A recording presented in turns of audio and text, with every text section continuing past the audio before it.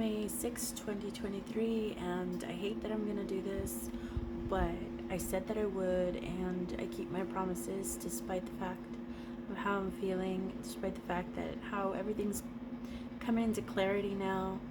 I hate that I'm gonna go through our videos and post them on my channel because they are my memories, and this is a part of my life that was significant and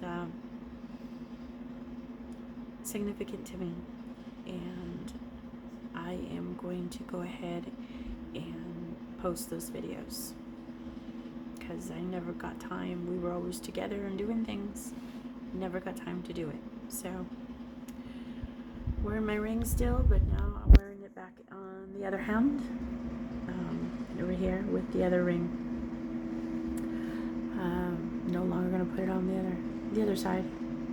Obviously it doesn't warrant that, and he definitely doesn't deserve it. So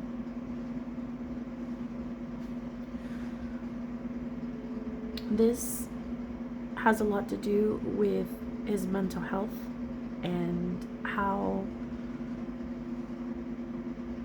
he hasn't addressed it, he hasn't taken care of it, but it doesn't justify it.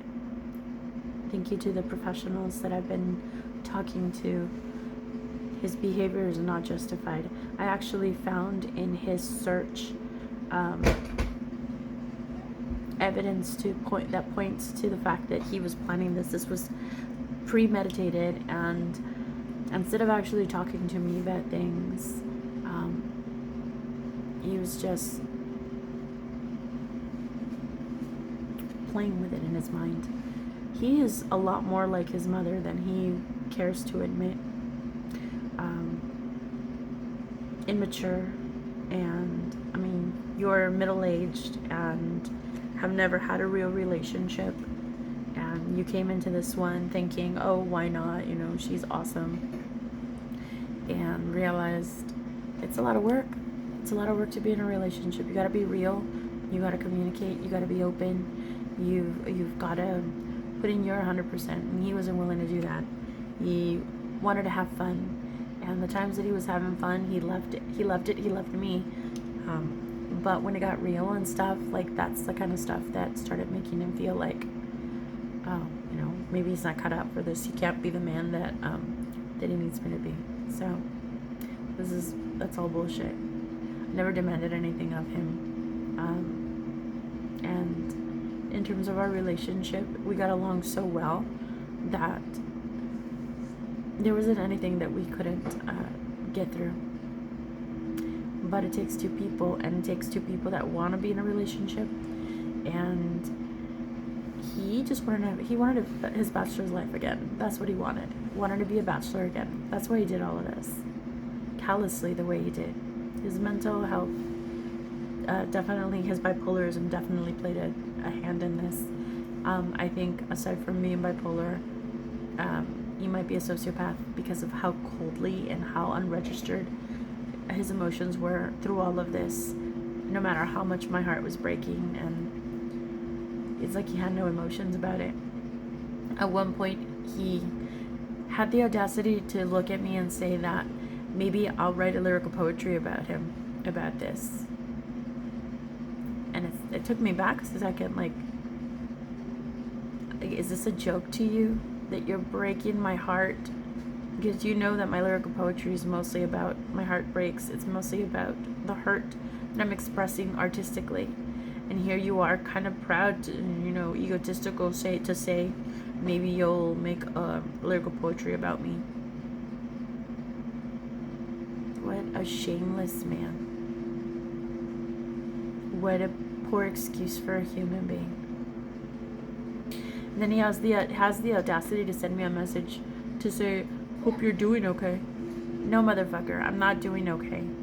Why the fuck would you, the person who fucking ripped my heart into pieces, would even care how I'm doing? Go fuck yourself. Go live your lonely existence in your motherfucking Portland, you giant baby man. Don't deserve me, and you don't deserve my son. So I dodged a bullet. I did. The more I talk to people about him being bipolar and the things that I witnessed, like him dragging his face around the carpet, sobbing like a fucking infant, hitting my steering wheel with his fists at my job, we're not even parking in a parking spot, just in the middle of the street, while everybody was going out for lunch because his iPhone cracked. Dude, that stuff was insane. And the reason no one's ever been there for you when those episodes happen, because you genuinely have nobody. You genuinely have no one that gives a shit when those moments happen, because you do these kind of toxic things to people that loved you and cared about you. That's how you burn your bridges, and that's how people stop giving a shit about you.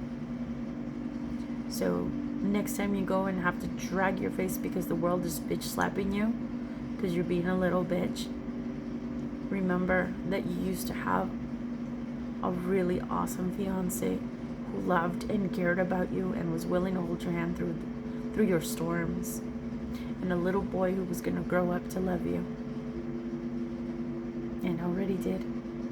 And you set us on fire, and then you watched us burn, and then you told me that maybe I should make a lyrical poetry about that. So in short, go live your miserable existence alone, because that's how you belong. No self-respecting woman should ever fall in love with a creep like you. You're the kind of nightmare that we decent women should stay away from. That would have hurt me to say to you yesterday, even this morning, but with the conversations that I've had, with the enlightenment that I had, with the evidence that I've seen, you deserve it. And next time you come see my channel, if you remember where it is, I hope you see this video. And don't ever talk to me again. Don't ever send me a message. The only way I ever want to hear from you again is if you have a sincere apology to give me for the way you treated Kai and I. Otherwise, I want nothing to do with you. And that's the end of that. So, without further ado, I'm gonna post our videos because I said I would, and it was part of my history, and this shit meant something to me. Hence, I agreed to marry this man. But like I said, I dodged a bullet several times now. Anytime that I've mentioned that this guy was bipolar, people are like, oh no, that's the worst, oh no. And they proceed to tell me their experiences with someone with bipolar in their life, or how they endured the relationship for X amount of years, etc., etc. The day my girlfriend there left me those messages in recording, she got into a fight with her BPD partner, and I got to witness what he was saying to her. That shit was bad. Like, just really toxic. And I thought to myself, wow, this could be me. And she even said, you dodged a bullet, you know, it's hard for me to leave. I have a child with him, and they're not married, but she does have a child with him. So that could have been me. He supposedly wanted a child, wanted the house, wanted to marry me, all this other stuff. He didn't want anything. He was playing house. So that's horrifying.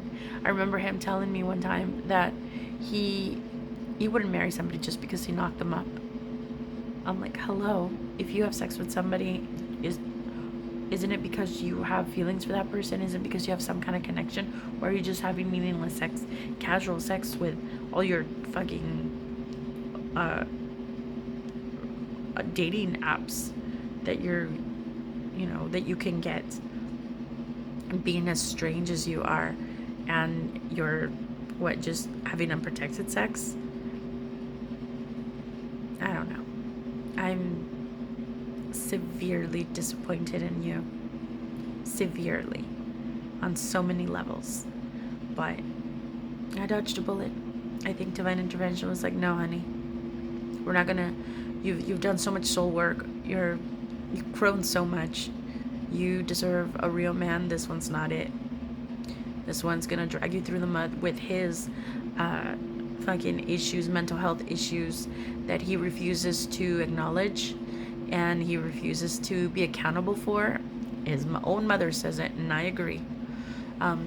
He plays victim mode, so people will feel sorry for him. And I know by experience that any man who plays a victim is a man. It's a red flag and someone to keep an eye on. So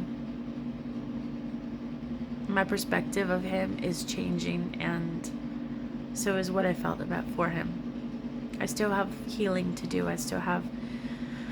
It'll take me time because my heart still loves him. It was real for me, and I'm sure it's going to be uncomfortable to watch those videos, but my word is my honor. So I'll put those videos up.